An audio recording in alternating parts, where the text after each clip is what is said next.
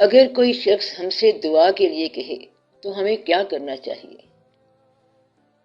جب کوئی شخص آپ سے دعا کے لیے کہے تو ایک چیز پر غور کر لیں کہ آپ نے اس کو یہ امپریشن کہاں سے دیا ہے کہ وہ آپ کو دعا کے لیے کہے۔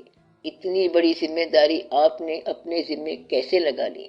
کہیں اس میں بناوٹ تو نہیں؟ کہیں اس میں کچھ نقل تو نہیں آ گئی؟ مقصد یہ ہے کہ کہیں آپ نے اپنے بارے میں کوئی ایسا امپریشن تو کریٹ نہیں کر دیا کہ آپ دعا کرنے والے ہیں، کیونکہ جو شخص دعا کے لیے کہہ رہا ہے اس کو آپ پر یہ اعتماد کیسے ہوا کہ وہ آپ کو دعا کے لیے کہے؟ کہیں آپ نے اپنے آپ کو غلطی سے نیک تو مشہور نہیں کر دیا؟ اس کو کہاں سے مشاہدہ ہو گیا؟ دو طرح کے آدمی ہوتے ہیں دعا کے لیے کہنے والے۔ ایک وہ شخص ہوتا ہے کہ جس کو اشارہ ہو گیا کہ تیرے مسئلے کا حل فلاں شخص کے پاس ہے، یا پھر یہ کہ وہ شخص دعا کرے تو تیرا مسئلہ حل ہو جائے گا۔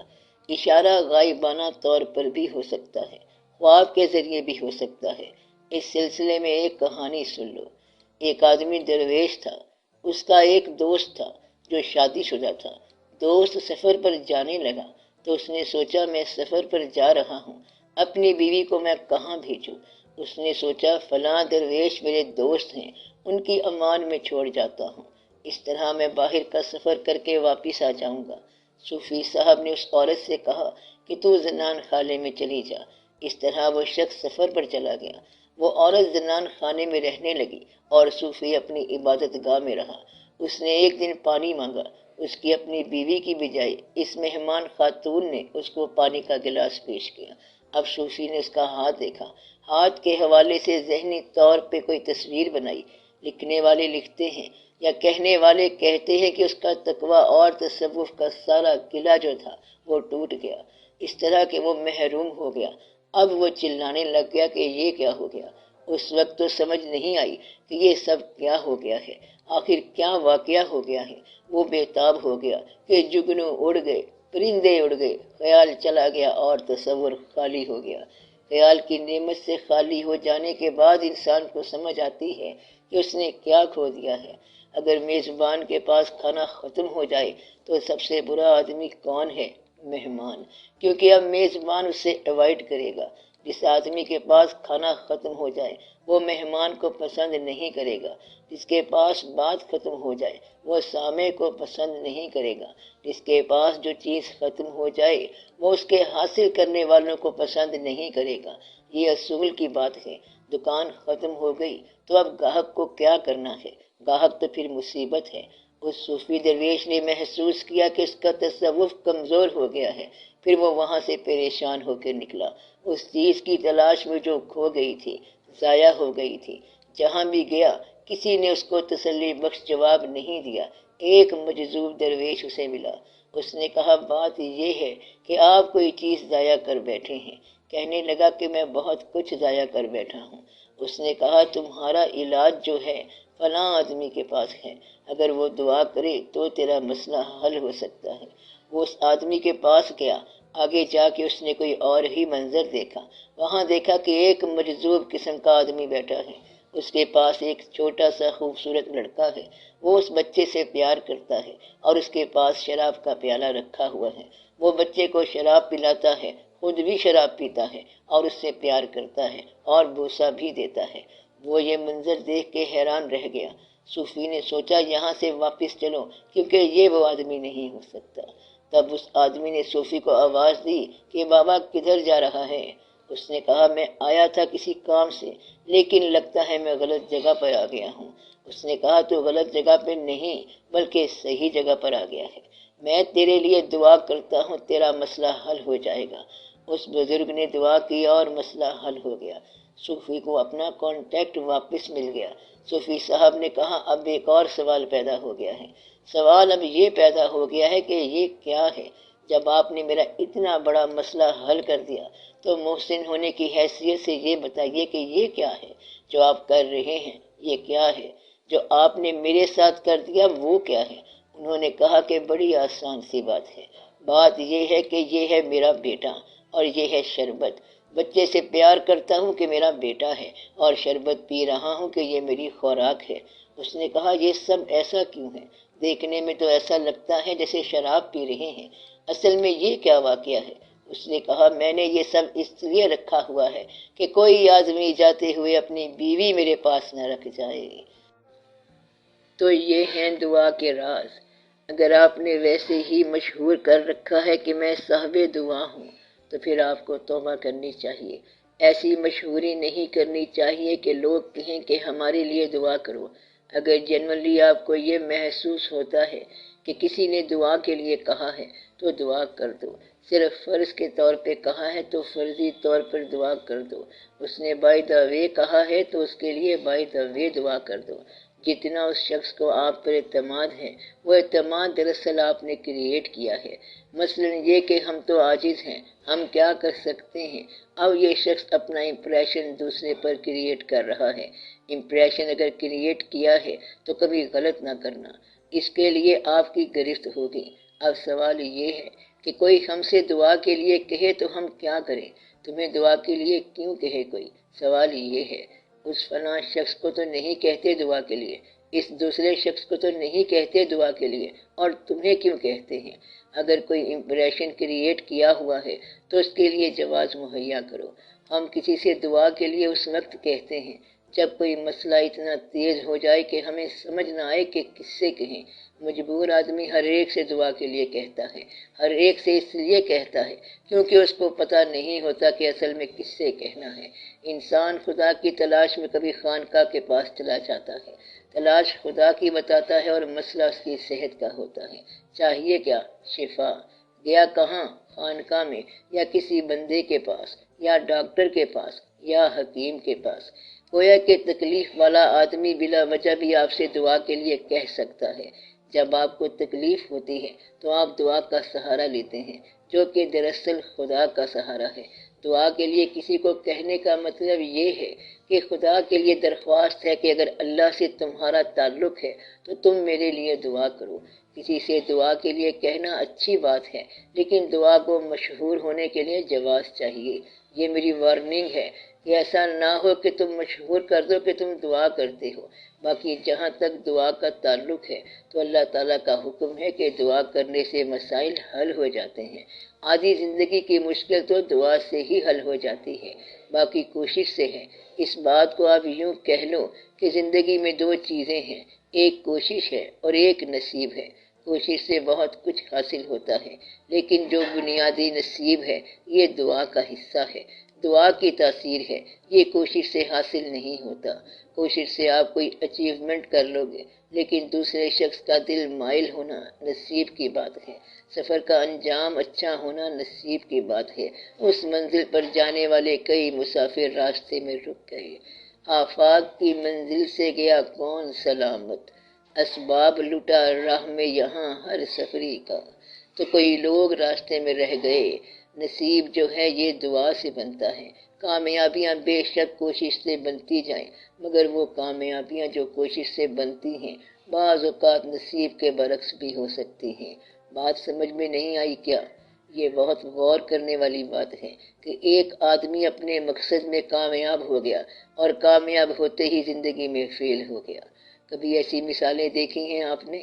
تاریخ عالم میں دیکھا ہوگا اور تاریخ پاکستان میں دیکھا ہوگا کہ مقصد کامیاب ہو گیا اور زندگی ناکام ہو گئی۔ اگر گنہگار کا مقصد کامیاب ہو جائے تو وہ گنہگار ہو جاتا ہے، اور مقصد ناکام ہو جائے تو گناہ سے بچ جاتا ہے۔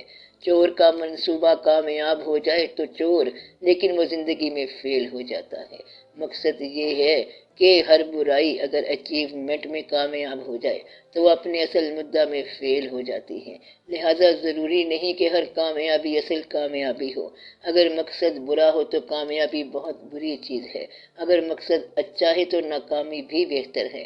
مدعا یہ ہے کہ مقصد کا انتخاب نہ ہو تو پھر کامیابی اور ناکامی دونوں میننگ لیس ہیں۔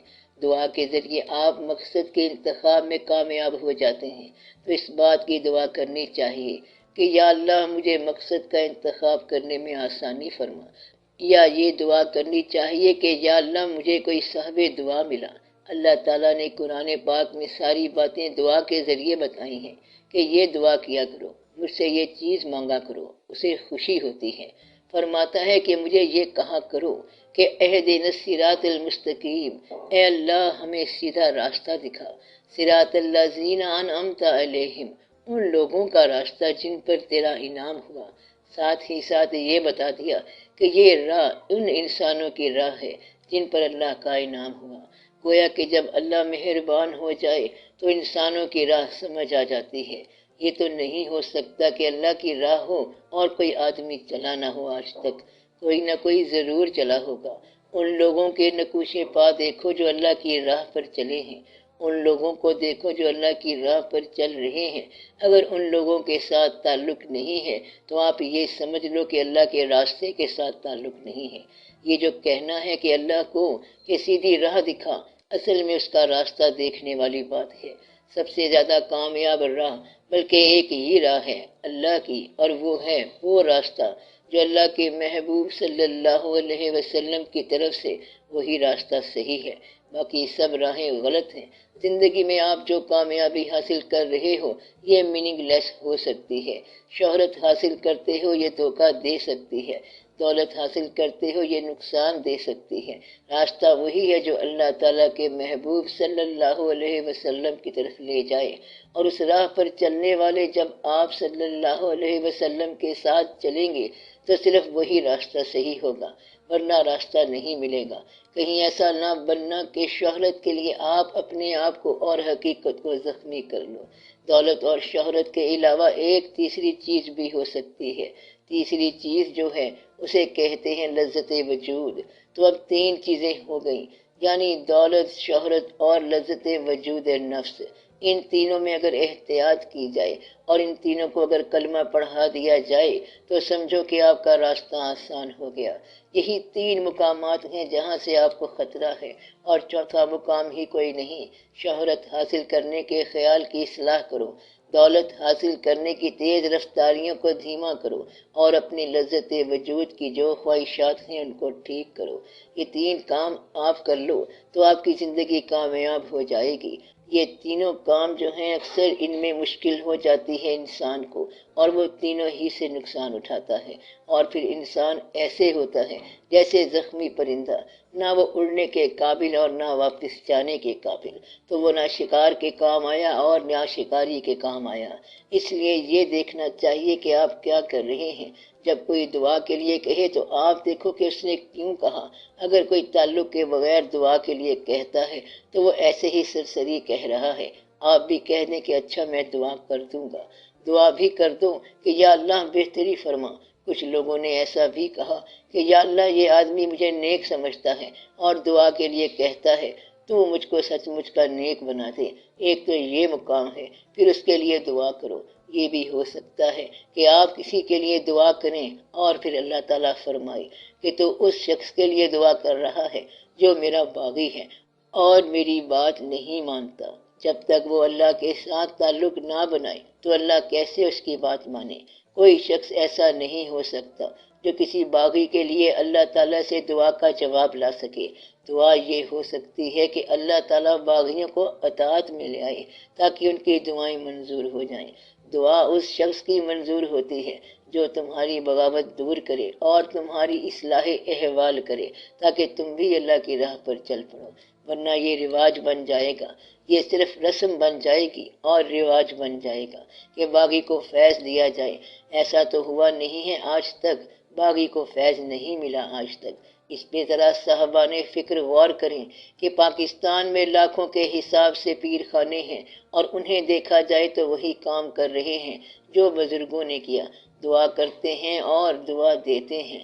جہاں قوالی ہوتی تھی وہاں قوالی جاری ہے، جہاں محفل ذکر تھی وہاں محفل ذکر جاری ہے، ہر وہ کام ہو رہا ہے۔ اب ایک شخص پیر صاحب کے پاس گیا کہ جناب دعا کریں، تو انہوں نے دعا کر دی۔ فرض کرو دعا منظور ہو گئی، اور اگر بچے سے قتل ہو گیا اور بچے کی ماں نے پیر صاحب سے کہا کہ آپ دعا کریں میرا بیٹا بری ہو جائے، پیر صاحب نے جنرلی دعا کی اور بیٹا بری ہو گیا۔ اب مقتول کا حق جو ہے وہ کدھر گیا؟ آپ بات سمجھ رہے ہیں نا؟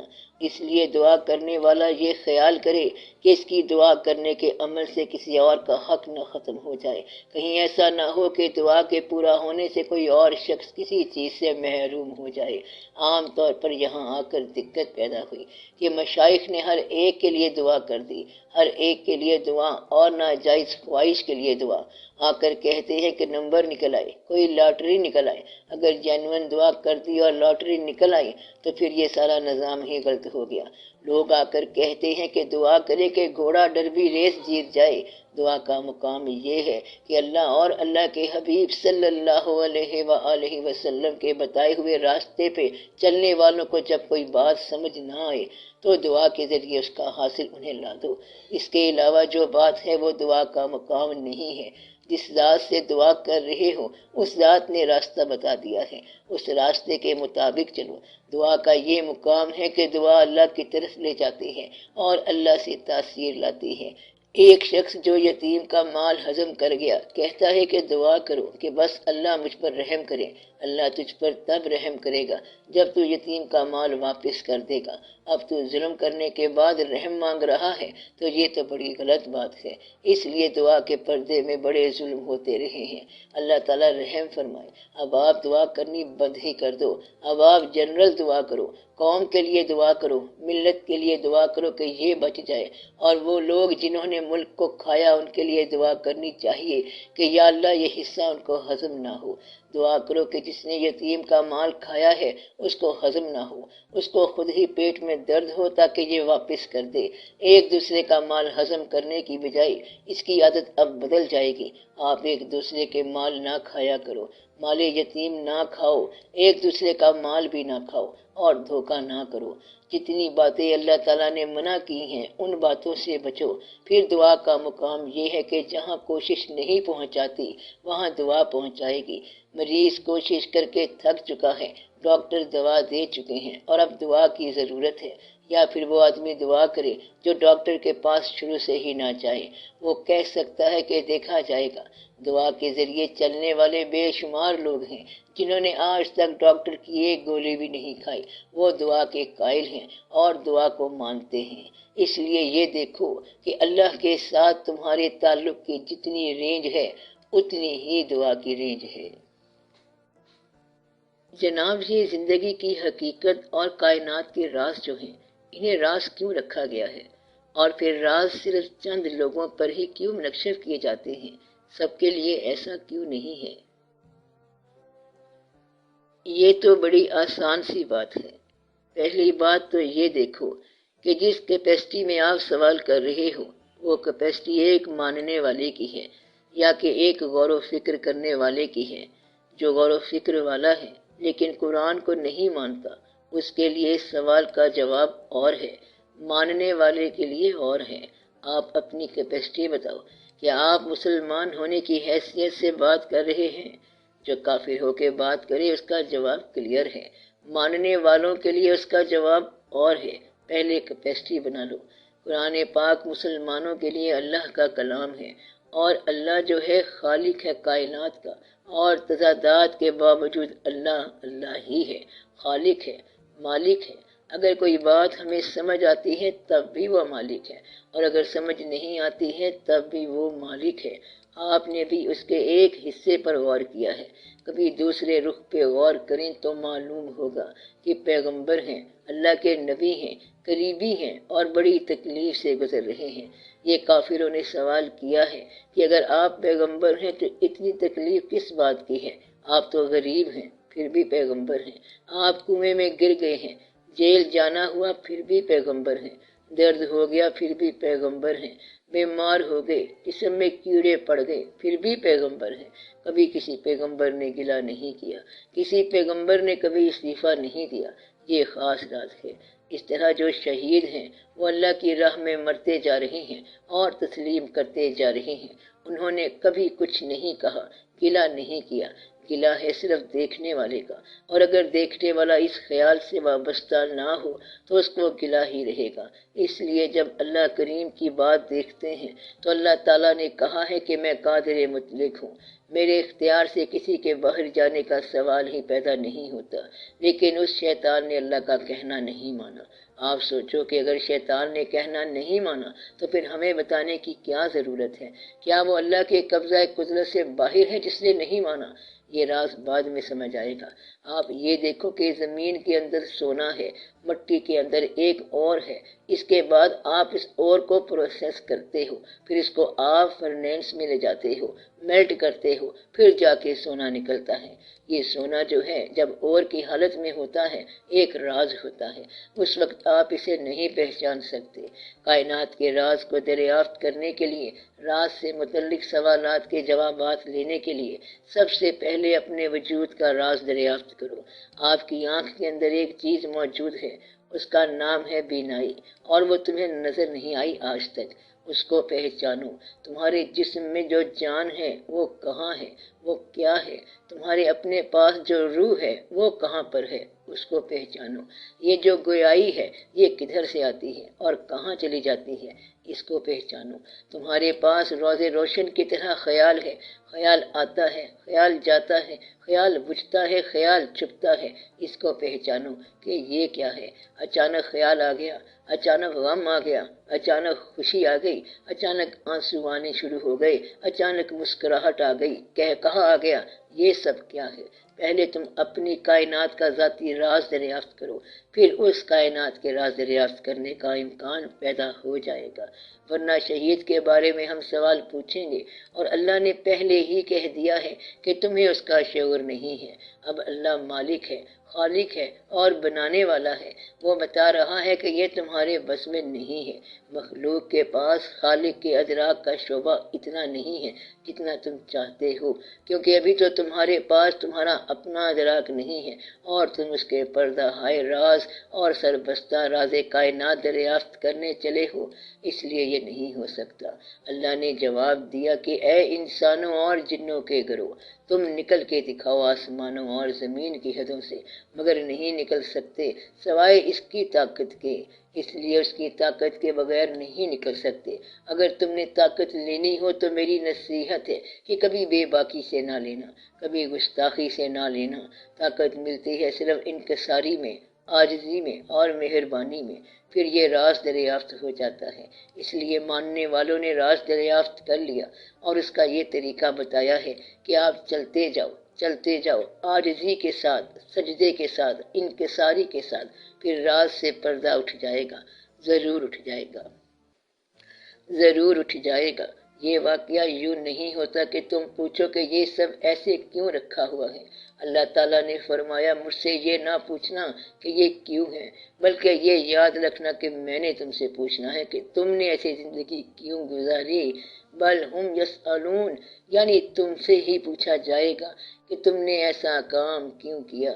مومنوں کے لیے یہ حکم ہے، باقی جو شخص ایمان سے باہر ہے اس کو تو اللہ نے کچھ کہا ہی نہیں ہے کہ یہ راز ہے کہ نہیں، اس سے تو اللہ کی کمیونیکیشن نہیں ہے۔ اب پریشان کون شخص ہے؟ وہ مسلمان پریشان ہے جو باہر والوں کا ذہن رکھتا ہے اور اندر والوں میں رہتا ہے۔ خیال کرو کہیں منافقت پیدا نہ ہو جائے، دھیان کرو یہ منافقت کی نشانی ہے۔ اس مسلمان کے لیے خطرہ ہے جس کا ذہن باہر والا ہے اور رہائش اندر ہے۔ یہی پرابلم ہے آپ کی قوم کی، آپ کے مسلمان ملکوں کی اور آپ کی ملت کی کہ آپ رہتے اندر ہو اور خیال باہر والا ہے۔ دقت یہاں ہو رہی ہے، ورنہ تم جو اندر رہنے والے ہو تم ہی تو جواب ہو اس سوال کا۔ یہ جو شخص سوال کر رہا ہے تم ہی تو سوال کا جواب ہو، اس لیے تم اپنے آپ کو دیکھو، پہلے اپنے مقام کا تعین کرو۔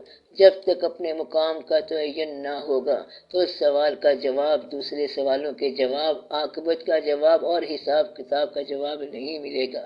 اس لیے آپ لوگوں کو نصیحت یہی ہے کہ جب آپ اندر بیٹھے ہو تو آپ اندر ہی رہو، باہر ہو تو باہر ہی رہو۔ درمیان کی لائن پر رہنا منافقت ہے، یہ منافقت کی لائن ہے، اس سے بڑی تباہی ہو سکتی ہے، بڑا خطرہ ہو سکتا ہے۔ اس لیے درویش کہا کرتے ہیں کہ ممکن ہے کافروں کو اللہ معاف کر دے ممکن ہے مسلمانوں کو معاف کر دے، لیکن یہ ممکن نہیں کہ اللہ منافق کو معاف کر دے، یہ بات ناممکن ہے۔ آپ لوگ ذرا غور سے دیکھو کہ مسلمان ہونے کی حیثیت سے کیا یہ سوال بنتا ہے کہ نہیں بنتا۔ اس بات کو پہچانا جائے، پھر جواب سمجھ آ جائے گا۔ دنیا میں کئی مذاہب موجود ہیں، نہیں، اس بات کو چھوڑو، کمپیریٹو اسٹڈی آف ریلیجن نہ کرو۔ میں آپ کو سمجھاتا ہوں تاکہ آپ کا سفر آسان ہو جائے۔ دنیا میں کئی مذہب آئے، سارے صادق، سب صحیح، سب سچ۔ 1,24,000 پیغمبر تو ہم کہتے ہیں نا، لیکن مذہب ایک ہی چلا آ رہا ہے، یعنی اللہ کا دین جو کبھی تبدیل نہیں ہوا۔ اس میں وہی زندگی، وہی موت، وہی احکام، وہی حاصل، وہی محرومیاں ہوتی ہیں۔ آپ چلتے چلتے اس ڈائیورسٹی سے ایک دین میں داخل ہو گئے۔ اب یہ ذکر غلط ہے کہ دنیا میں کئی اور مذہب بھی موجود ہیں۔ اب دوسرے مذاہب کا ذکر کرنے والا دراصل اپنے مذہب سے بیزار لگ رہا ہے، پھر اس کو وہی پرابلم پیدا ہو گیا۔ مسلمان ہو تو پھر مسجد ہی رہے گی۔ اب لوگ کہتے ہیں کہ بے شمار مذاہب ہیں، کوئی شخص بھکتی کرتا ہے، کوئی گیان کرتا ہے، کوئی دھیان کرتا ہے، کوئی میڈیٹیشن کرتا ہے، کوئی لاس اینجلس میں بیٹھا ہوا ہے، کوئی کہیں اور بیٹھا ہوا ہے۔ بے شمار لوگ ہیں، اللہ کے راستے بے شمار ہیں۔ یہ بات بالکل ٹھیک ہے، اللہ کے پاس جانے کے بے شمار راستے ہیں، لیکن تمہارے لیے صرف ایک راستہ ہے، ماننے والے کے لیے صرف ایک راستہ ہے۔ فرض کرو دوسرا بھی اللہ کے پاس پہنچ گیا، یعنی لارڈ کرشنا کا پجاری بھی وہاں پہنچ گیا۔ لارڈ کرشنا کا پجاری بے شک پہنچ جائے، لیکن تم کرشنا کے راستے کے ذریعے نہیں پہنچ سکتے۔ یہی تو وارننگ ہے آپ کے لیے۔ کوئی شخص کہتا ہے کہ کیا خیال ہے بھگت کبیر کے بارے میں، وہ پہنچ گیا ہوگا اللہ کے پاس، لیکن اب تم اس کے راستے پر چل کر نہیں پہنچ سکتے۔ گرو نانک جی مہاراج اللہ کے پاس پہنچ گیا ہوگا، لیکن اگر تم اس کے دین پر چلو گے تو گمراہ ہو کے مر جاؤ گے۔ جس ہندو نے نعت کہی ہے وہ بخشا جا سکتا ہے، اگر تم ہندو ہو کے یہ بات کہو تو تم نہیں بخشے جا سکتے۔ مقصد یہ ہے کہ تمہارا دین اس قسم کا ہے کہ غیر بھی آ کے پناہ لے تو بخشا جائے گا، اور تم اس دین سے غیر ہو کے نکلو گے تو منافق اور خارجی ہو جاؤ گے، مارے جاؤ گے۔ اس لیے یہ سوال کی رینج نہیں ہے، ماننے والے کا انداز اور ہے۔ یہ صرف مفروضے نہیں ہے کہ ایسا ہو تو کیسا ہو جائے گا۔ میری عرض یہ ہے کہ جس طرح ایک شخص مسلمان کے گھر پیدا ہو گیا تو وہ مسلمان ہے، اور ہندو کے گھر پیدا ہو گیا تو ہندو۔ اس بارے میں وضاحت فرما دیں۔ یہ تو اتفاق کی بات ہے کہ ہندو کے گھر پیدا ہوگا اور مسلمان کے گھر پیدا ہوگا۔ سوال یہ ہے کہ اس اتفاق میں حسن اتفاق سے تم کہاں پیدا ہوئے؟ تم مسلمان پیدا ہوئے، تو اب تم ہندو والے اتفاق کو نہ ڈھونڈو، اب اس کو رہنے دو، ہندو کو رہنے دو، اس کو چھوڑو، وہ چاہے جس مذہب میں پیدا ہوا، تم تو مسلمان پیدا ہو گئے، اب کیا مفروضہ کرنا؟ تم مسلمان ہو تو تم مسلمان رہو۔ مسلمان کی عقل وہ ہے جو اسلام کے ساتھ وابستہ رہے۔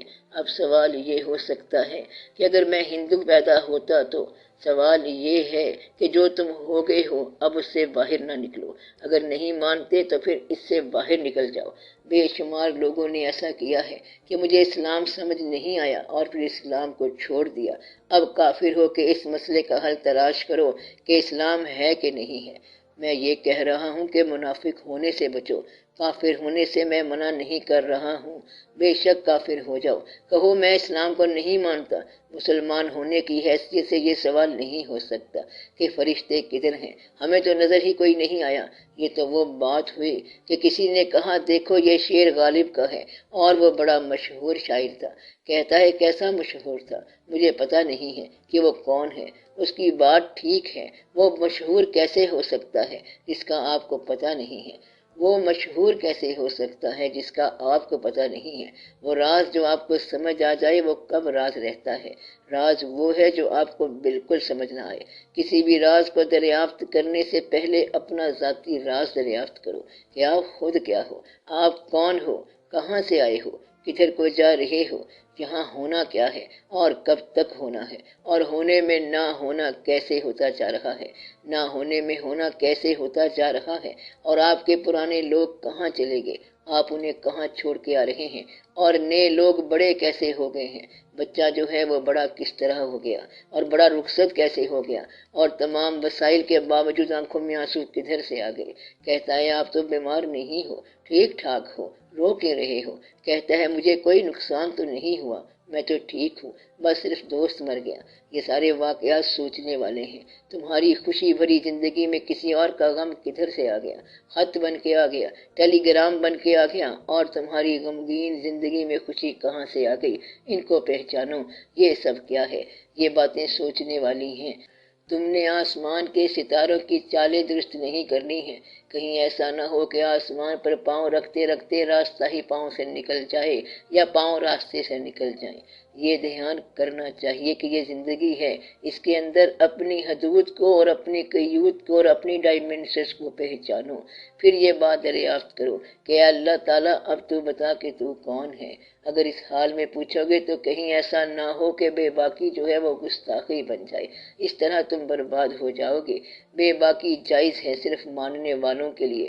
سجدے میں سر ہو اور سوال ہو کہ یا اللہ تو ہی اس راز سے پردہ اٹھا کے قصہ کیا ہے، اور اگر یوں بات پوچھو کہ جیسے اب پوچھ رہے ہو تو پھر تو بڑے بڑے اس راز کو نہ پا سکے۔ اس نے حیرت میں ایسا گم کر دیا کہ الجھ کے مر گئے۔ وہ اللہ ہے، وہ خیر الماکرین ہے، وہ پھر ایسی چال چلتا ہے کہ تمہاری سب تدبیریں توڑ کے رکھ دیتا ہے۔ یہ اللہ تعالیٰ نے فرمایا ہے کہ یہ لوگ مجھ سے پوچھتے ہیں کہ وہ وقت کب آئے گا، وہ گھڑی کب آئے گی، اس بڑی خبر کے بارے میں پوچھ رہے ہیں کہ وہ آئے گی کہ نہیں آئے گی۔ ان کو یہ بتاؤ کہ پہاڑوں پر کبھی غور کیا ہے؟ پہاڑ کا راز الگ ہے۔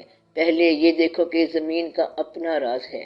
پہاڑ کو دیکھو کہ یہ میخوں کی طرح کیسے گاڑے گئے۔ آسمان کو دیکھا کبھی غور سے، کبھی دریا کو روانی میں دیکھا، کبھی طغیانی میں دیکھا، کبھی آپ نے یہ دیکھا کہ آنکھ میں آنسو کس طرح سفر طے کر رہا ہے، کبھی آپ نے یہ دیکھا کہ سارا واقعہ کیا ہے، اس بے حس دنیا کے اندر احساس کس طرح پل رہا ہے، یہ کبھی دیکھا؟ بھائیوں میں محبت کیسے ہوتی ہے، جدائی کیسے ہوتی ہے، یہ چھوٹے چھوٹے واقعات دیکھو۔ ایک شخص ہرنی کے بچے کو پکڑ کے لے گیا اور پیچھے اس کی ماں چلی آ رہی ہے۔ اس آدمی پر رقت طاری ہو گئی، رو رو کے درویش ہو گیا کہ یا اللہ اس بے حس دنیا میں اتنی محبت ابھی باقی ہے۔ اس محبت کا جلوہ دیکھ کر اس کو خدا یاد آ گیا۔ خدا کو یاد کرنے کے ماننے کے بڑے بڑے پروسیس ہیں۔ ایک بات یاد رکھنا، یہ راز ان لوگوں پر آشکار ہوتا ہے جو وابستگی میں مکمل ہوں۔ یہ راز وابستہ شخص پر آشکار ہوتا ہے۔ یہ سربستہ راز وابستہ شخص پہ آشکار ہوگا، غیر پر تو ہو ہی نہیں سکتا۔ پہلے تو اپنے آپ کو ایک آئینہ بنا، وہ خود نکل کے آئیں گے اپنے نقاب سے۔ بات یہ ہے کہ تم نے ڈھونڈنا کہیں نہیں ہے، صرف اپنے دل کو پالش کرتے جانا ہے۔ سڈنلی ون فائن مارننگ اس کے اندر تصویر نظر آ جائے گی۔ وہ کہے گی میں راز ہوں، بتاؤ کیا چاہتے ہو۔ راز چھپنا نہیں چاہتا، وہ دریافت ہونا چاہتا ہے۔ اللہ نے خود فرمایا ہے میں چھپا ہوا خزانہ تھا، میں نے چاہا کہ ظاہر ہو جاؤں، بس میں نے انسان کو پیدا کر دیا۔ وہ راز خود ظاہر ہونا چاہتا تھا۔ اب تم درمیان میں اپنی کاریگری بند کرو، اپنی کاروائیاں، کاریگریاں اور دانائیاں بند کرو، پھر یہ حجاب کھلے گا۔ خاموشی سے تسلیم کرتے چلے جاؤ اس کو۔ اللہ کہتا ہے کہ میں زندگی دیتا ہوں، تم کہو کہ آپ سچ کہہ رہے ہیں، ہم زندگی لیتے ہیں۔ سچ کہہ رہے ہیں، میں انسانوں کو خوش کرتا ہوں، سچ کہہ رہے ہیں، میں غم دیتا ہوں، سچ کہہ رہے ہیں۔ اللہ کو مانتے جاؤ، اللہ جو کہتا ہے تم مانتے جاؤ، تم ہر بات تسلیم کر لو۔ جب ہر بات تسلیم کر لو گے تو اللہ دیکھے گا کہ یہ تو ماننے والا ہے، پھر کہے گا چلو اس پر سے حجاب ہٹا دو، پھر راز اور حجاب اٹھ جاتا ہے۔ محمود کا راز کس پر کھلے گا؟ ایاز پر۔ باقی لوگوں کے لیے محمود ایک بادشاہ ہے، ایاز کے لیے یار ہے، دوست ہے۔ محمود نے دوسروں سے کہا کہ یہ ہیرا توڑ دو، مگر سب جھجک گئے اور ہیرا نہ توڑا۔ محمود نے ایاز سے کہا کہ تم یہ ہیرا توڑ دو، اس نے وہ ہیرا توڑ دیا۔ محمود کہتا ہے یہ تم نے کیا کیا؟ ایاز کہتا ہے کہ غلطی ہو گئی آقا۔ تب محمود نے کہا تم سب لوگوں نے ہیرا نہ توڑا مگر میرا حکم توڑ دیا، اور ایاز نے ہیرا توڑ دیا مگر میرا حکم نہ توڑا۔ اللہ میاں نے سب فرشتوں سے فرمایا کہ میرے علاوہ کسی کی عبادت نہیں کرنا۔ سب نے کہا بالکل بجا ہے۔ پھر ایک دن اللہ نے کہا کہ اس انسان کے آگے سجدہ کرو، سب جھک گئے۔ شیطان نے کہا کہ کل آپ نے فرمایا تھا کہ میرے علاوہ سجدہ نہیں کرنا، اور آج آپ کہہ رہے ہیں کہ سجدہ کرنا ہے۔ اللہ نے کہا کہ باہر نکل جاؤ، اور وہ لعین و رجیم ہو گیا۔ اللہ فرماتا ہے کہ بات یہ ہے کہ کل بھی میرا حکم تھا اور آج بھی میرا حکم ہے۔ کل مانا ہے تو آج بھی مان۔ تجھے اس بات سے کیا بحث ہے کہ وہ کیا تھا اور یہ کیا ہے؟ ایک کہانی سنو۔ ایک آدمی ایک دن بیٹھا غور کر رہا تھا۔ اس نے آسمان کو دیکھا، پہاڑوں کو دیکھا، دریاؤں کو دیکھا۔ سامنے پہاڑ نظر آئے، کہتا ہے یا اللہ اگر یہ پہاڑ نہ ہوں تو جو ادھر کے رہنے والے لوگ ہیں ان کو بھی ہم تیرا کلام پہنچائیں، تیرے نام کو ہم لے چلے وہاں پر۔ یہ پہاڑ درمیان میں رکاوٹ ہیں۔ آواز آئی، مردود میری تخلیق کی ہوئی چیز میں نقص نکالتا ہے، جا ہم نے تیرا نام مردودوں میں لکھ دیا۔ وہ بندہ سیاںا تھا، اس نے سر جھکایا اور کہا کہ جہاں آپ لکھیں ہم تسلیم کرتے ہیں، آپ کی مرضی ہے، ہم تابعدار ہیں، اور سجدے میں چلا گیا۔ اللہ تعالیٰ کو اس کی یہ بات پسند آئی، فرمایا جا ہم نے آج سے تمہیں پرموشن دے دی اور تمہیں مقرب بنا لیا۔ بات اتنی سی ہے کہ جھک جانے سے بات بن جاتی ہے۔ آپ دیکھو ابلیس اور آدم علیہ السلام کو، ابلیس سے انکار ہوا یا اس نے انکار کیا؟ آدم علیہ السلام کا حکم ہوا کہ خبردار اس درخت کے قریب نہیں جانا وگرنہ ظالموں میں سے ہو جاؤ گے۔ آدم علیہ السلام درخت کے قریب چلے گئے، اس طرح فعال ہو گیا اور سزا ہو گئی۔ اب آدم جو ہیں ان کی فضیلت دیکھو، ابلیس کو توبہ نہیں ملی ہے اور آدم کو توبہ مل گئی کہ اے اللہ ہمیں معافی دے دو، ہم سے بس غلطی ہو گئی۔ اب یہ ہے آدم علیہ السلام کی فضیلت۔ آدم علیہ السلام احسن تقویم ہیں اور شیطان اس لیے رجیم ہے کہ اس پر توبہ اشکار نہیں ہوئی ہے۔ تو دونوں میں یہ فرق ہے، جھک جانے والے پر یہ راز اشکار ہوتا ہے، جھک جانے والا رات کو جاگنے والا ہوتا ہے۔ اللہ تعالیٰ کہتا ہے کہ یہ کیسے ہو سکتا ہے کہ سونے والے کو جاگنے والے کا علم مل جائے، اس لیے یہ بات جاگ کے کی جاتی ہے۔ لوگوں نے سوال کیا کہ کائنات کیا ہے، یہ راز کیا ہے؟ اس راز سے پردہ اٹھا۔ ابر کیا چیز ہے، ہوا کیا ہے، کون کیا ہے، بیج کو مٹی کی تاریکی میں کون پال رہا ہے؟ ان سارے سوالات سے دنیا بھری پڑی ہے۔ جن لوگوں نے سوال کا جواب ڈھونڈا انہوں نے خالی پیٹ ڈھونڈا، انہوں نے آنکھ بند نہیں کی اور سوال کا جواب ڈھونڈنے کے لیے چلتے رہے کہ وہ کہاں ہے، میرا اللہ کہاں ہے۔ پھر جب وقت آیا تو اس نے کہا کہ جدھر آنکھ اٹھا کے دیکھو ادھر اللہ ہی اللہ ہے، راز ہی راز ہے اور یہ سارا آشکار ہے۔ یہ نہیں ہے کہ آپ آرام سے بیٹھے رہو اور کہو کہ اللہ میاں کدھر ہے۔ اللہ میاں یوں کب ملتا ہے؟ یہ واقعہ سینہ چاک کر کے ملے گا۔ سینہ چاک ہوگا تب جا کے یہ راز کھلے گا۔ تو پہلے اپنا سینہ کھول۔ راز اس وقت کھلتا ہے جب آپ مکمل طور پر اپنے آپ سے باہر ہو جاتے ہیں۔ راز اس کیفیت میں آشکار نہیں ہوگا بلکہ سینہ چاک والی کیفیت میں ہوگا۔ راز اس کیفیت میں آشکار نہیں ہوگا بلکہ سینہ چاک والی کیفیت میں ہوگا۔ یہ راز کب کھلتا ہے؟ جب انسان کا دل اس زندگی سے بھر جاتا ہے، پھر یہ راز کھلتا ہے۔ ایک کہانی سنو۔ ایک سوداگر کے پاس پنجرے میں ایک بولنے والا طوطا تھا۔ سوداگر سفر پر جانے لگا۔ اس نے طوطے سے کہا کہ بولو تمہارے لیے کیا چیز لاؤں؟ اس نے کہا کہ جنگل میں ہمارا گرو طوطا ہے، اس کو جا کے ہمارا سلام کہنا۔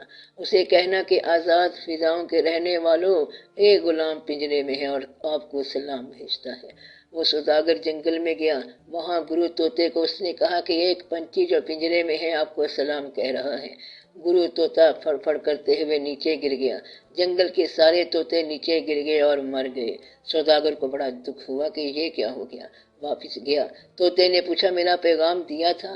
کہنے لگا کہ بڑا ظلم ہو گیا، تمہارا پیغام سنتے ہی گرو طوطا بھی مر گیا اور باقی مرید طوطے بھی مر گئے۔ اس نے کہا پھر ہم یہاں کیا کر رہے ہیں؟ اور وہ بھی مر گیا۔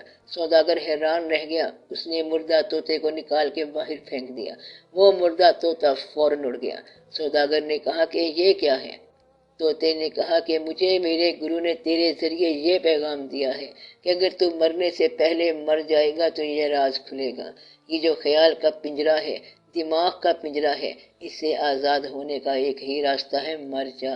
تو جو لوگ مرنے سے پہلے مر گئے وہ راز پا گئے، اس کے علاوہ راز نہیں ملتا۔ اس حالت میں راز کیسے ملے تجھے؟ کیونکہ راز تو اس حالت میں ہوتا ہے۔ ایک آدمی کسی کے پاس گیا اور اس ٹیٹو کرنے والے سے کہا کہ جناب میری پشت پر ایک شیر بنا دو۔ وہ آدمی سوئی سے شیر بنانے لگا۔ اس آدمی کو سوئی کی درد ہوئی، پوچھا کہ یہ شیر کا کون سا حصہ بنا رہے ہو؟ بولا کہ دم بنا رہا ہوں۔ وہ آدمی بولا دم کو رہنے دے، باقی کا شیر بنا۔ اس نے پھر سوئی لگائی تو بڑا درد ہوا۔ کہتا ہے کہ اب کیا بنا رہے ہو؟ بولا گردن کے بال بنا رہا ہوں۔ کہتا ہے کہ بال چھوڑ دے، باقی کا حصہ بنا۔ غرض جہاں بھی وہ سوئی لگاتا درد ضرور ہوتا۔ کاریگر بولا بھائی بات سن، تو شیر نہیں بنوا سکتا کیونکہ تو درد برداشت نہیں کر سکتا، اور یہ شیر درد کے بغیر بنتا نہیں ہے۔ بات یہ ہے کہ یہ راز مرے بغیر نہیں ملتا، اور یہ وہ راز ہے کہ اس وقت آشکار ہوتا ہے جب تو اپنے آپ سے باہر نکل جائے۔ کہیں بے تاب ہو کے سوال ترک نہ کر بیٹھنا، اس کو آرام سے دل میں رکھو۔ کچھ سوالات ایسے ہوتے ہیں جن کے جواب کا ایک خاص وقت ہوتا ہے۔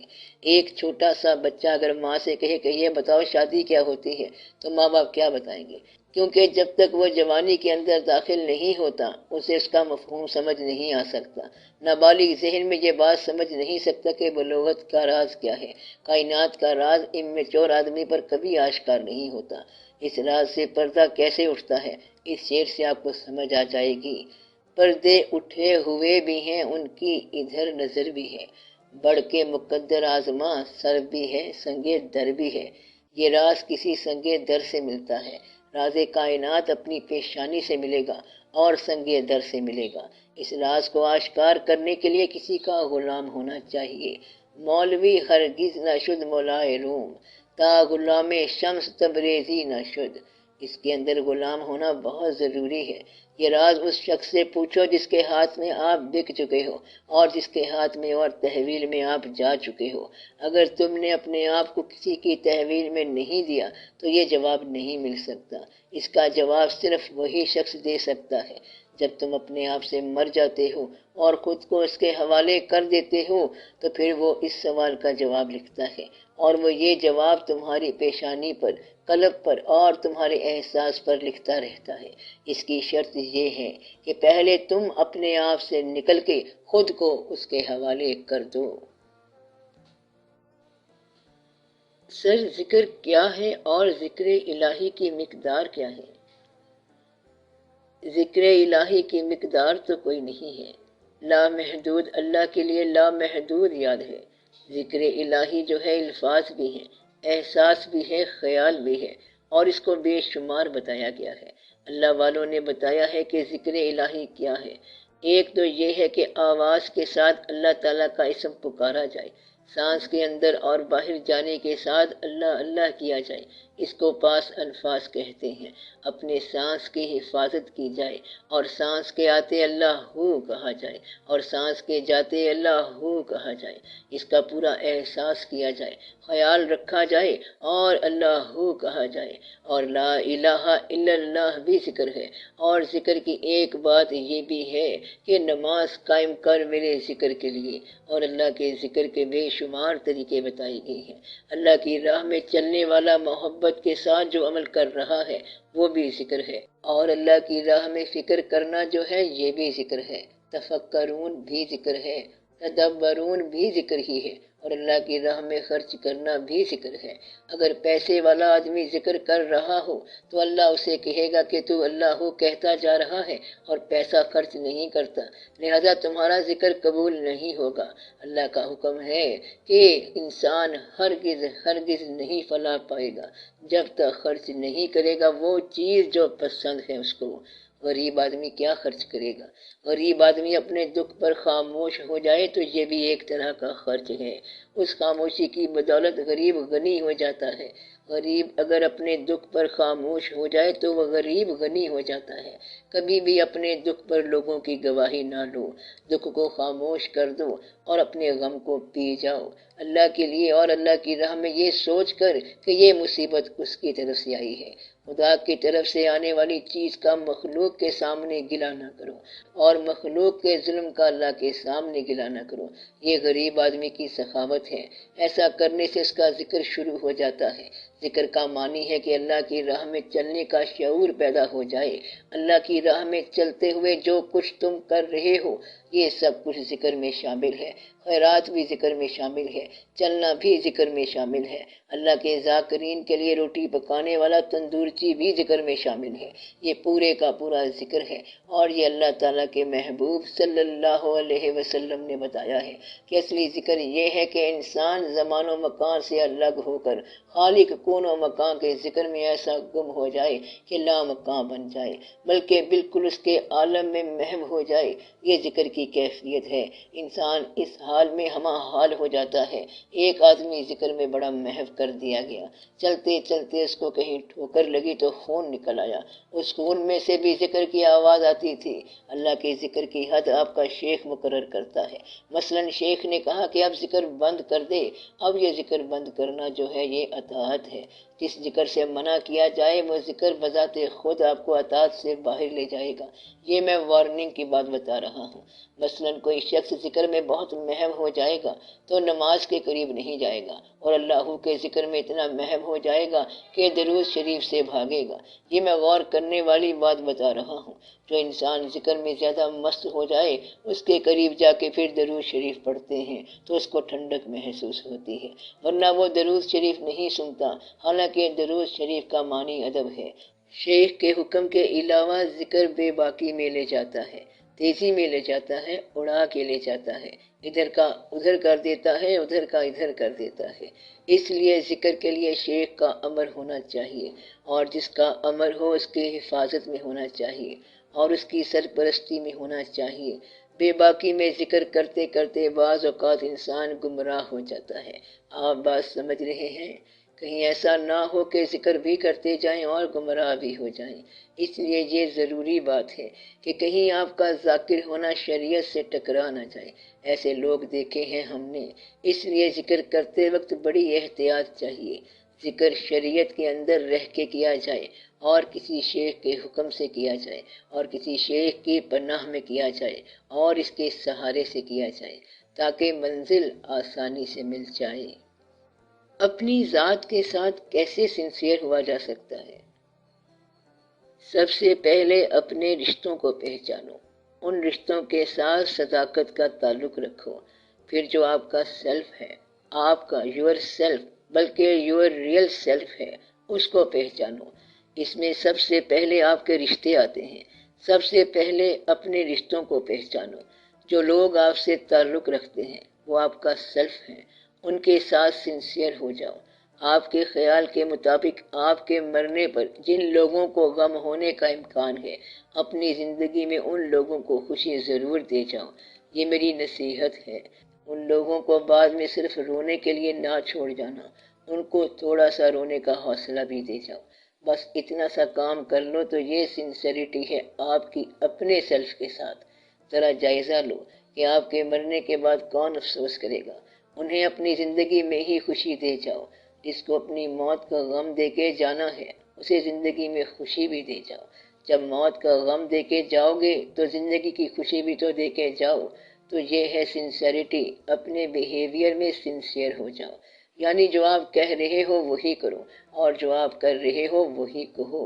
الفاظ اور اعمال میں تضاد نہ ہو۔ تو یہ سنسیریٹی ٹو یور سیلف ہے، یعنی جو آپ کہہ رہے ہو وہی کرو، اور جو آپ کر رہے ہو وہی ہونا چاہیے۔ آپ کے الفاظ آپ کا باطن ہو اور آپ کا باطن الفاظ میں آئے۔ آپ کا قال آپ کا حال ہو اور آپ کا حال آپ کا قال ہو۔ یعنی کہ اگر آپ اپنے اندر سے خوش ہو تو اوپر سے غم کی بات نہ بولو، اور اگر آپ کا اندر غمگین ہے تو اوپر سے خوشی کی بات نہ بولو۔ یہ ہے سنسیریٹی۔ آپ کے الفاظ اور آپ کے حال میں فرق نہیں ہونا چاہیے۔ آپ کے ظاہر باطن کا فرق نہیں ہونا چاہیے۔ اس لیے پہلے اپنے آپ کو پہچانو۔ Be true to yourself کا مطلب ہے آپ کا خیال پھیلاؤ۔ پیسہ، وابستگیوں میں محبت بھی ہے، رشتے بھی ہیں، بزرگ بھی ہیں اور اولادیں بھی ہیں۔ جو تعلق تمہاری رینج میں آئے وہاں سنسیئر ہو جاؤ۔ کہتے ہیں کہ سنسیئر آدمی جو ہے وہ he is the part of everyone whom he meets لوگوں سے وہ اس قدر سنسیئر ہو جاتا ہے کہ ہر شخص چاہتا ہے کہ اس سے ملے، اور پھر اس کی انتہائی شکل جو ہے وہ رحمت للعالمین صلی اللہ علیہ وآلہ وسلم ہے۔ یہ سنسیئرٹی کی انتہا ہے کہ ہر انسان کے لیے رحمت کا دعویٰ آپ صلی اللہ علیہ وسلم ہے۔ جب آپ اپنی ذات کے ساتھ سنسیئر ہو جاؤ تو اس کا مطلب یہ ہے کہ نہ آپ مبالغہ کرو نہ کسر نفسی کرو، یہ دونوں غلط باتیں ہیں۔ کسر نفسی جو ہے یہ بعض اوقات پسند نہیں کی جاتی، اتنی کسر نفسی نہ کرو کہ تحقیر ذات ہو جائے۔ اپنے ساتھ حقارت کے الفاظ مت استعمال کرو اور مبالغہ بھی نہ کرو کہ دونوں جہاں ہیں آج میرے اختیار میں۔ یہ نکتہ کہنے والا ہر بیچارہ دنیا چھوڑ کے چلا گیا۔ یہ بھی نہ کہا کرو، نہ مبالغہ ہو، نہ کسر نفسی ہو، نہ کنجوس بنو اور نہ فضول خرچ بنو۔ یہ ہے اپنی ذات سے سنسیئر ہونا، یعنی ماضی کا خیال رہے اور مستقبل بھی نظر سے اوجھل نہ ہو۔ جو آپ کی تحویل میں ہیں وہ بھی خوش رہیں اور جن کی تحویل میں تم ہو وہ بھی خوش رہیں۔ تم جن کے ہو وہ بھی خوش رہیں، جو تمہارے ہیں وہ بھی خوش رہیں۔ بس اتنی بات یاد کر لو، تمہاری ذات سنسیئر ہو جائے گی، یعنی تم جن کے ہو وہ خوش رہیں اور جو تمہارے ہیں وہ خوش رہیں۔ جتنا تمہارا پھیلاؤ ہے وہاں تک خوشی ہو، وہاں تک سنسیئرٹی ہو، اور دشمن کے ساتھ دشمنی کرو اور دوست کے ساتھ دوستی کرو۔ یہ ہے سنسیئرٹی۔ سنسیئرٹی کا مطلب ہے کہ ڈسیمولیشن نہ ہو اور سیمولیشن نہ ہو، یہ دونوں لفظ نہ ہوں۔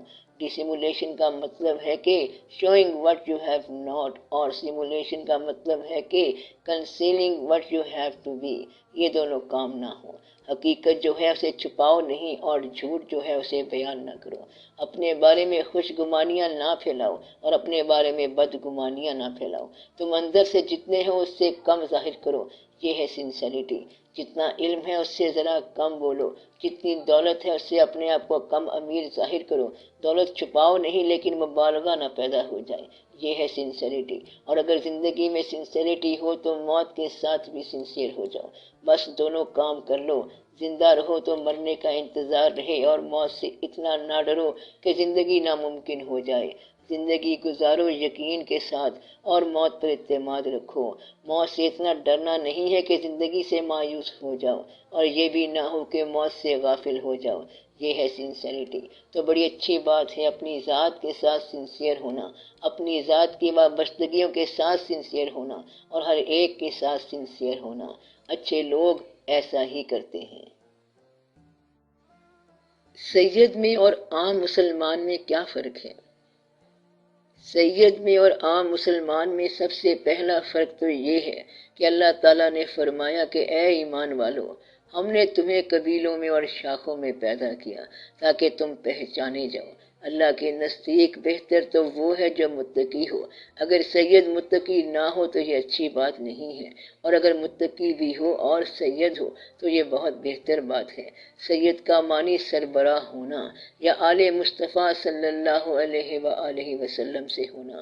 آل مصطفیٰ صلی اللہ علیہ وسلم نے اگر کردار مصطفیٰ صلی اللہ علیہ وسلم کو فالو نہیں کیا تو میراث نبی نہیں آئے گی۔ اگر سید بھی ہو اور اس کی میراث کردار میں آئے، علم میں آئے اور اخلاق میں آئے تو اس کی بہت عزت کرنی چاہیے۔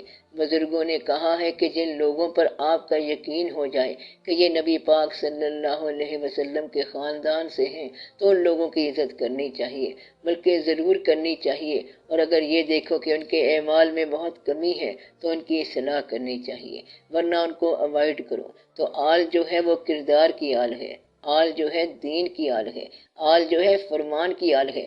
اس بات کا ذرا خیال رہے۔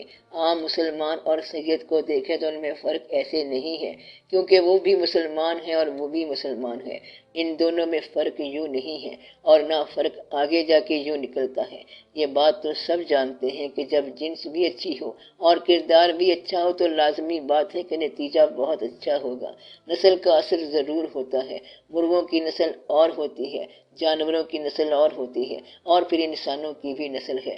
نسل اچھی ہونا اچھی بات ہے، بات یہ ہے کہ دین کا کوئی بھی حکم جو ہے اس سے کسی کو کوئی استثناء نہیں ہے، اور دین والے نے یہ کہا ہے کہ کبھی یہ نہ سمجھ لینا کہ تم ہماری اولاد ہو، ہماری بیٹیاں ہو، ہمارے بیٹے ہو، یہ فرض اللہ کی طرف سے ہے، ہم خود جھکے ہوئے ہیں اس کی راہ میں۔ اس لیے یہ خیال رہے کہ دین کی جہاں تک بات ہے وہ احکام کے اوبے کرنے میں ہے، اللہ کے احکام بجا لانا ہی دین ہے۔ دین کے حوالے سے جو تقوی میں قریب ہوگا وہی اللہ کے قریب ہوگا، یہ دین کا حوالہ ہے، باقی دنیا کے اندر جو مرضی کرو تم۔ کسی نعمت کا یا کسی شخص کا شکریہ ادا کرنے کا سب سے اچھا طریقہ کیا ہے؟ اس شخص کی جو مہربانی ہوتی ہے، اس مہربانی کے اندر شکریہ ادا کرنے کا فارمولہ موجود ہوتا ہے۔ مثلا کسی نے یہ مہربانی کی کہ آپ کو پیسوں کی تھیلی دی، اب شکریہ ادا کرنے کا طریقہ یہ ہے کہ آپ کے اندر پیسے کی فراوانی آئی ہے، آپ اس کی راہ میں پیسہ ہی خرچ کر دو، اب اس کا شکریہ ادا ہوگا۔ جس قسم کا فیض ہوتا ہے ویسا ہی شکریہ ہوتا ہے۔ اگر اس نے آپ کو اللہ کی راہ میں لگا دیا تو جب اللہ کی راہ میں چلو تب اس کا شکریہ ادا کرو، یہ شکریہ ہے اس کا، یعنی جو چیز اس نے عطا کی ہے اس کے مطابق ہی شکریہ ہوتا ہے۔ دوست کی مہربانی کا شکریہ ادا کرنے کا طریقہ ایک تو یہ ہے کہ دوست کے ساتھ دوستی قائم رہے، پھر الفاظ سے اور دل سے اسے محسوس کیا جائے، اور جتنا بھی ہو سکے اس بات کا ممنون ہونا چاہیے۔ اللہ کا ارشاد ہے کہ جس نے انسان کا شکریہ ادا نہ کیا اس نے اللہ کا شکریہ کیا ادا کرنا ہے۔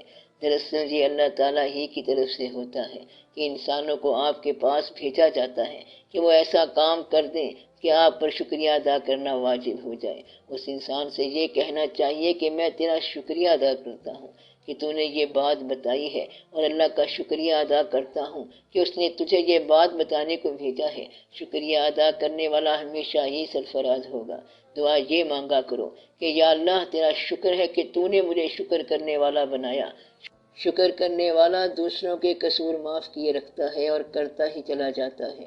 تو شکریہ کیا ہے؟ دوسروں کے قصور معاف کرتے جانا، قصوروار کو معافی مانگنے سے پہلے معاف کر دو، یہ ہے شکریہ۔ کسی انسان سے کوئی قصور ہو گیا، اب انسانوں سے قصور ہوتا رہے گا اور شکریہ والا بندہ معاف کرتا چلا جائے گا۔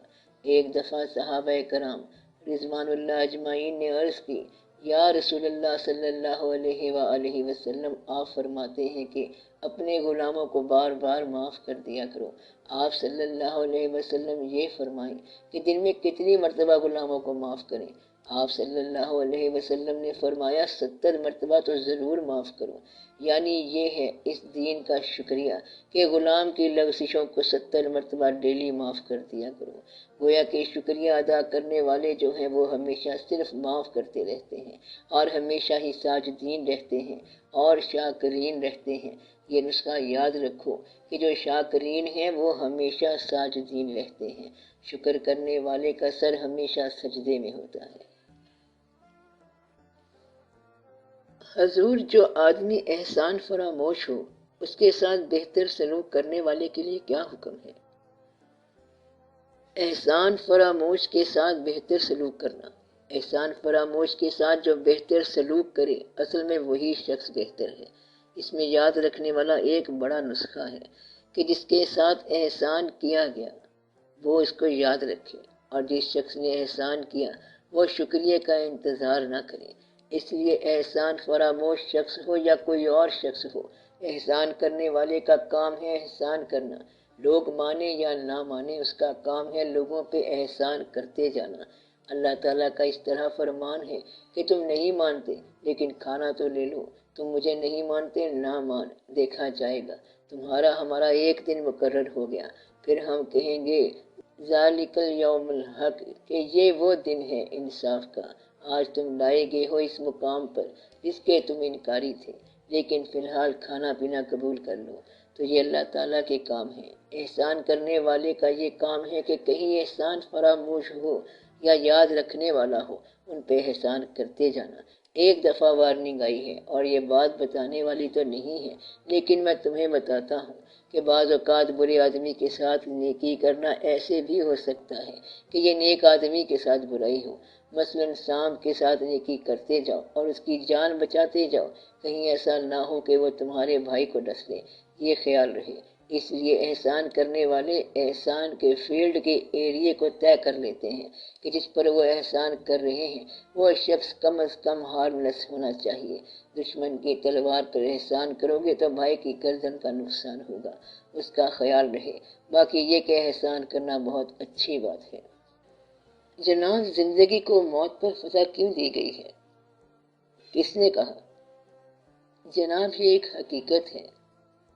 حقیقت تو آپ کہہ رہے ہو نا، فارمولہ بھی بنا لیا آپ نے، جبکہ دیکھتے اس کے برعکس ہیں، تو پھر فارمولہ کیسے بنا لیا؟ موت اپنے وقت پہ ہے، زندگی اپنے وقت پہ ہے۔ یہ مقابلہ کرنا ضروری تو نہیں ہے کہ میز کو کرسی پر فتح ہے۔ یہ میز ہے اور وہ کرسی ہے۔ موت اپنے وقت کا نام ہے اور زندگی کی اپنی ڈیوریشن ہے۔ زندگی اور موت کے درمیان کوئی جنگ نہیں ہو رہی۔ موت زندگی کا ایک روپ ہے۔ یہ کوئی جنگ نہیں کہ ادھر سے موت آ رہی ہے اور ادھر سے زندگی۔ زندگی نہیں مرتی ہے، موت صرف اس کا نام ہے۔ یہ دو علیحدہ چیزیں نہیں ہیں کہ کہیں آپ خدا نخواستہ یہ سمجھ لو کہ یہ ایک موت ہے اور ایک زندگی۔ زندگی کا ایک نام بدل جاتا ہے اور وہ نام ہے موت۔ کسی نے پوچھا کہ موت کی شکل کیا ہے؟ اس نے کہا کہ موت کی صورت تیری اپنی صورت ہے، کہ یہ تیری صورت جو خوبصورت ہے اس کا نام میت ہے، اور اسی خوبصورت کا نام بدل جائے گا اور میت کہلائے گا۔ اس لیے زندگی اور موت کے درمیان کشمکش نہیں ہے۔ روز اول سے یہی ہے زندگی کا سلسلہ۔ موت کیا ہے؟ زندگی کا آخری ایک مرحلہ۔ اور جس کو آپ زندگی موت کہہ رہے ہیں وہ ایک فرد کی بات کہہ رہے ہیں۔ ٹوٹل لائف جو ہے اس کو ابھی ٹوٹل ڈیتھ نہیں آئی، وہ لائف جاری ہے۔ لائف جو ہے وہ پوری طرح چل رہی ہے۔ انسان موجود ہے، انسان مرتے رہتے ہیں لیکن انسان موجود ہے۔ زندگی ختم ہوتی رہتی ہے لیکن زندگی جاری ہے۔ وہ زندگی چلتی جا رہی ہے، اس کو ڈیتھ نہیں آئی ابھی تک، اور ڈیتھ ابھی آنی نہیں ہے غالباً۔ دیکھا جائے تو ہر انسان میں پہلے انسان کی کسی نہ کسی طور پر خون کی شمولیت موجود ہے۔ وہ زندہ ہے، مرنے والا۔ اگر خون زندہ چھوڑ جائے تو زندہ ہے۔ زندگی اپنے اوریجنل لیول میں قائم چلی جا رہی ہے، قائم اور حی و قیوم چلی آ رہی ہے۔ یہ لمبی کہانی بن جائے گی، اس کو سمجھو تب پھر سمجھ آئے گی کہ زندگی حی و قیوم چلی آ رہی ہے اور دائماً ابداً چلی آ رہی ہے۔ ابھی اس کو موت نہیں آئی۔ جب موت آئے گی ٹوٹل زندگی ختم ہو جائے گی تو دیکھا جائے گا۔ اس لیے زندگی اور موت ایک دوسرے سے جنگ کی شکل میں نہیں ہے۔ ایک کا نام یہ ہے، ایک کا نام وہ ہے۔ ہم نے دونوں کو پیدا اس لیے کیا کہ دیکھیں تمہارے اعمال کیا ہوتے ہیں۔ اصل میں موت ڈیلی عمل کا نام ہے۔ کسی نے پوچھا موت کی عمر کتنی ہے؟ کہتا ہے جتنی میری زندگی کی عمر ہے اتنی میری موت کی عمر ہے۔ بچپن مر گیا، جوانی مر گئی، دوست مر گئے، ماں باپ چلے گئے، بزرگ چلے گئے، ہر شے چلتی جا رہی ہے۔ آخری موت سانس کی موت ہے، اس سے پہلے ہزار موتیں ہوتی ہیں۔ اس لیے وہ موت نہیں ہوتی جس کو تم موت کہہ رہے ہو، اور جس کو تم زندگی کہہ رہے ہو یہ وہ زندگی نہیں ہوتی۔ یہ راز ہے سر بستہ کہ اسے زندگی کہوں کہ اسے موت کہوں۔ اگر تم لوگوں کے دلوں میں یاد رہ گئے تو مرنے کے بعد بھی زندہ رہو گے۔ اگر آج بھی لوگ تمہیں بھول گئے تو آج بھی مر سکتے ہو۔ اگر کوئی چاہنے والا نہ ملا تو کیا زندگی ہے؟ اور اگر چاہنے والے کے مرنے کے بعد قبروں کے ساتھ زندہ رہے تو زندہ رہو گے۔ زندہ وہ ہے جو دلوں میں زندہ رہے، مر وہ گیا جو فراموش کر دیا گیا۔ اب دعا کرو اللہ تعالیٰ سب پر رحم فرمائے، سب حاضرین پر رحم فرمائے، آپ کے گھروں میں سکون عطا فرمائے اور گھروں میں رہنے والوں کو سکون عطا فرمائے، گھروں میں رہنے والوں کو خوشی عطا فرمائے۔ جن صاحبان کے حالات میں کوئی کمی بیشی ہے اسے اللہ تعالیٰ پورا فرمائے۔ خدا آپ کو بہت خوشیاں اور بہت کامیابیاں عطا فرمائے۔